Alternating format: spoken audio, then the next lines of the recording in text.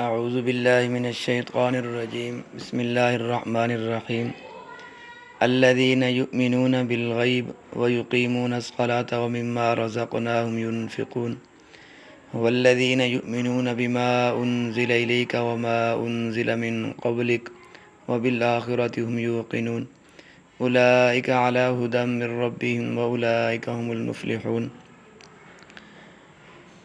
وہ خدا سے ڈرنے والے لوگ ایسے ہیں کہ یقین لاتے ہیں چھپی ہوئی چیزوں پر اور قائم رکھتے ہیں نماز، اور جو کچھ ہم نے ان کو دیا ہے اس میں سے خرچ کرتے ہیں، اور وہ ایسے ہیں کہ یقین رکھتے ہیں اس کتاب پر بھی جو آپ کی طرف اتاری گئی ہے، اور ان کتابوں پر جو آپ سے پہلے اتاری جا چکی ہے، اور آخرت پر بھی وہ لوگ یقین رکھتے ہیں، اور یہ لوگ ہیں ٹھیک راہ پر جو ان کے پروردگار کی طرف سے ملی ہے، اور یہ لوگ ہیں پورے کامیاب۔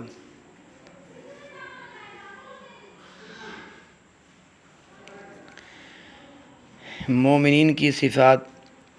فرمایا مومنین کی متقین کی 5 صفات بیان فرمائی گئی ہیں۔ پہلی صفت فرمائی یؤمنون بالغیب، کہ وہ غیب پر ایمان لاتے ہیں۔ لغت میں ایمان کے معنی تسلیم اور تصدیق کرنے کے ہیں، لیکن اصطلاح شریعت میں ایمان اس کو کہتے ہیں کہ جو خبر یا بات اللہ کا نبی اللہ کی طرف سے لے کر آئے اس کو نبی کی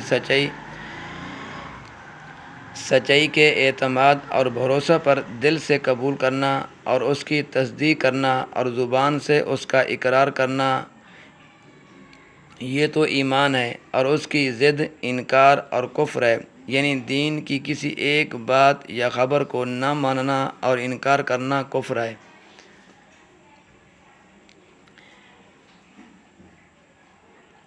اور غیب سے مراد وہ تمام چیزیں ہیں جن کی خبر رسول اللہ صلی اللہ علیہ وسلم نے دی ہے، مثلا اللہ تعالیٰ کی ذات اور صفات، ملائکہ، انبیاء، متقدمین، کتب سابقین، احوال برزخ، علامات قیامت، احوال آخرت، حشر، نشر، صراط اور میزان، جنت اور جہنم وغیرہ وغیرہ۔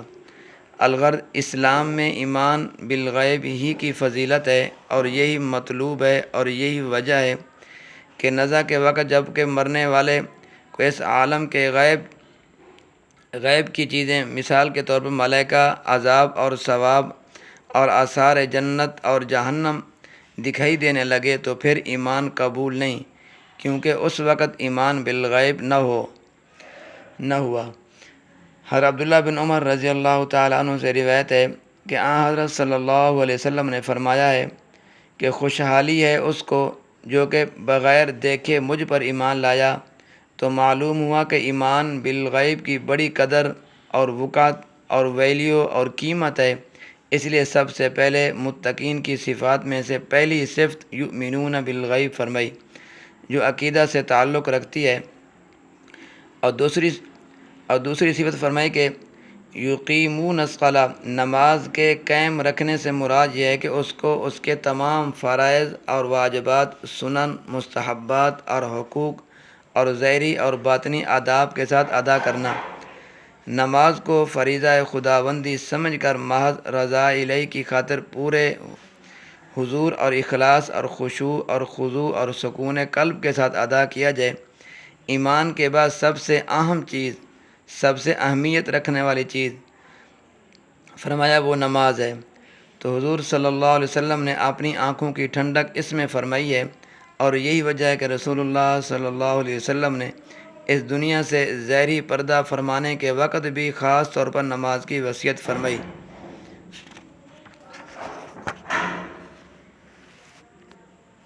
کہ اہتمام کی تاکید فرمائی۔ متقین کی تیسری صفت فرمائی وَمِمَّا رَزَقْنَاهُمْ يُنْفِقُونَ۔ لغت عرب میں رزق کا لفظ بڑے وسیع معنی رکھتا ہے، اور اس کے اندر ہر قسم کی نعمتیں آ جاتی ہیں، خاص ظاہری اور مادی ہوں، جیسے مال، اولاد، دولت، ثروت، قوت، صحت وغیرہ، یا باطنی اور روحانی ہوں، جیسے علم اور ہنر، عقل اور حکمت، فہم اور فراست وغیرہ۔ لہذا اللہ کے دیے ہوئے مال اور دولت، قوت، صحت کے ذریعے دوسروں کی مدد کرنا یا علم اور حکمت سکھانا یا مفید اور مخلصانہ مشورہ سے تعاون کرنا یا باطنی اور روحانی فیض پہنچانا، یہ سب اس آیات کے تحت داخل ہیں۔ پھر فرمایا ممن فرما کر اس طرف بھی اشارہ فرما دیا کہ ہمارے دیے ہوئے مال کو بھی سب کا سب اور پورے کا پورا خرچ کرنا نہیں، بلکہ اس کا کچھ حصہ خرچ کرنا ہے۔ اب جہاں تک مال کے خرچ کرنے کا تعلق ہے، اللہ کی راہ میں اللہ کے لیے خرچ کرنے کی 7 قسمیں ہیں۔ نمبر 1، زکوٰۃ مفروضہ کا ادا کرنا، خواہ وہ سونا چاندی حد نصاب تک ہونے کی وجہ سے فرض ہو، یا مویشی یا مال تجارت یا زمین عشری کی وجہ سے فرض ہو۔ نمبر 2، صدقہ فطر ادا کرنا جس کے اوپر شرعاً واجب ہو۔ نمبر 3، خیرات اور صدقات جیسے فقراء اور مساکین کو دینا اور اعانت ضعیفوں، محتاجوں اور یتیموں کی اور قرض داروں کو قرض دینا اور مہمانوں کی مہمان نوازی کرنا۔ نمبر 4، اوقاف یعنی اللہ پر خرچ کرنا جیسے مسجد مدرسوں کا بنانا، ان کو قائم رکھنا، ان سے متعلقات پر خرچ کرنا، کنواں رفاع عامہ کے لیے کھدوانا، مسافر خانہ اور مہمان سرائے بنوانا۔ نمبر 5، مصارف حج خواہ اپنے واسطے یا دوسروں کے واسطے، مصارف جہاد، مصارف نفقات واجبہ جیسے نفقہ عیال، نفقہ زوجہ، نفقہ محارم۔ الغرض متقین کی تیسری صفت یہ ہوئی کہ اللہ تعالیٰ نے انہیں جو بھی ظاہری اور باطنی نعمتیں عطا فرمائی ہیں، اس میں سے وہ اللہ تعالیٰ کے لیے، اللہ کے دین پر، اللہ کی راہ میں خرچ کرتے ہیں۔ آگے متقین کی چوتھی صفت فرمائی والذین یؤمنون بما انزل الیک وما انزل من قبلک۔ اس آیات میں 2 چیزوں کا ذکر فرمایا گیا ہے۔ ایک تو اس کتاب پر ایمان رکھنے کا جو حضرت صلی اللہ علیہ وسلم پر نازل ہوئی، یعنی قرآن کریم، اور دوسرے ان کتابوں پر ایمان رکھنے کا جو پہلے انبیاء علیہم السلام پر اتری۔ آج بھی ہر مسلمان کے لیے لازم ہے کہ وہ قرآن کریم کے ساتھ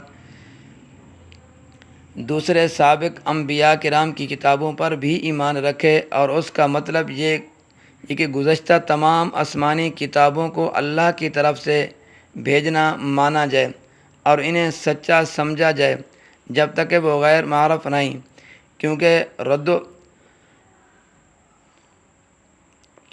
و بدل اور تحریف ہونے کے بعد تو وہ دراصل کلام الہی ہی نہیں رہی اور اپنے زمانہ کے لیے واجب العمل مانا جائے، مگر اب ان پر عمل کرنا واجب نہیں، کیونکہ قرآن نازل ہونے کے بعد پچھلی کتابیں اور شریعتیں سب منسوخ ہو گئی ہیں۔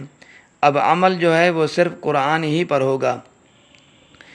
آیات کے اس طرز بیان سے ایک اہم اصولی مسئلہ بھی نکل آیا کہ حضرت صلی اللہ علیہ وسلم آخری نبی ہیں اور آپ کی وحی آخری وحی، کیونکہ اگر قرآن کے بعد کوئی اور کتاب یا وحی بھی نازل ہونے والی ہوتی تو جس طرح اس آیات میں پچھلی کتابوں اور وحی پر ایمان لانا ضروری قرار دیا گیا ہے، اسی طرح آئندہ نازل ہونے والی کتاب اور وحی پر ایمان لانے کا بھی ذکر ضرور ہوتا۔ صرف اسی آیات میں نہیں بلکہ قرآن کریم میں یہ مضمون اول سے آخر تک مختلف مقامات میں 40-50 آیاتوں میں آیا۔ سب میں حضرت صلی اللہ علیہ وسلم سے پہلے انبیاء، پہلی وحی، پہلی کتابوں کا ذکر ہے۔ کسی ایک آیات میں اس کا اشارہ تک نہیں کہ آئندہ بھی کوئی وحی یا نبی آنے والا ہے جس پر ایمان لانا ہے۔ اور 5ویں صفت فرمائی گئی کہ وَبِالْآخِرَةِ هُمْ يُوقِنُونَ۔ آخرت سے مراد عالم آخرت ہے، یعنی وہ عالم جو موجودہ سلسلہ زندگی کے بعد شروع ہوگا۔ قرآن کریم جن حقیقتوں کو ماننے، قبول کرنے اور ان پر ایمان لانے اور ان پر پورا یقین کرنے کی پرزور دعوت دیتا ہے، ان میں خدا کی ذات اور اس کی صفات یعنی توحید باری تعالیٰ کے بعد آخرت ہی کا مسئلہ ہے۔ اور اللہ تعالیٰ کے سارے پیغمبروں اور اس کی نازل کی ہوئی ساری کتابوں نے آخرت کو ماننے اور اس پر ایمان اور یقین رکھنے کی دعوت دی۔ قرآن کریم کا ایک بڑا حصہ آخرت ہی کے بیان سے متعلق ہے۔ یہ عالم دنیا اور دارالعمل ہے، اور یہاں کی زندگی کے بعد عمل کی مہلت ختم ہو جاتی ہے، اور اس کے بعد ایک دوسرا عالم ہے دارالجزا۔ اس دنیا کے اندر جس طرح کے ہم اعمال کریں گے، اگر وہ ہمارے اعمال خدا نخواستہ برے اعمال ہیں، اللہ کے حکم کی عدولی کر کے ہم نے زندگی بسر کی ہے، اور اگر ہم نے اچھے اعمال کیے، میرے دوستو یہ دنیا دارالعمل ہے، دارالجزا نہیں ہے۔ لیکن دارالجزا جو ہے وہ آخرت ہے۔ پھر ہمیں معلوم ہوگا جہاں انسان کے دنیا میں کیے ہوئے ایک ایک عمل کا پورا بدلہ دیا جائے گا، یہاں یہ بات بھی واضح ہو گئی ہے کہ عالم آخرت کا اس عالم دنیا سے گہرا تعلق ہے۔ آخرت کی زندگی اگر آپ نے سنوارنی ہے، آخرت کی زندگی بنانی ہے کہ ہماری آخرت سنور جائے، ہماری آخرت بن جائے، تو اللہ تبارک و تعالیٰ نے ہمیں دنیا کی زندگی عطا کی ہے، اللہ نے تندرستی دی ہے۔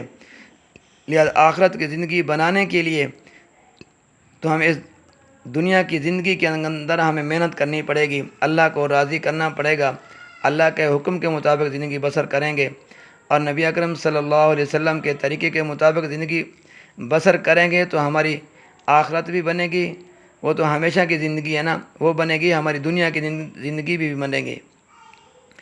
فرمایا اس دنیا کے کاموں اور یہاں کی زندگی کا ہی نتیجہ ہوگی۔ تو متقین کی پانچویں صفت یہ بیان کی گئی کہ وہ قیامت اور اس کے بعد حشر نشر، حساب کتاب، جزا اور سزا، جنت اور جہنم کا ثواب اور عذاب، جو کچھ ہونے والا ہے اس کے وقوع پر یقین رکھتے ہیں۔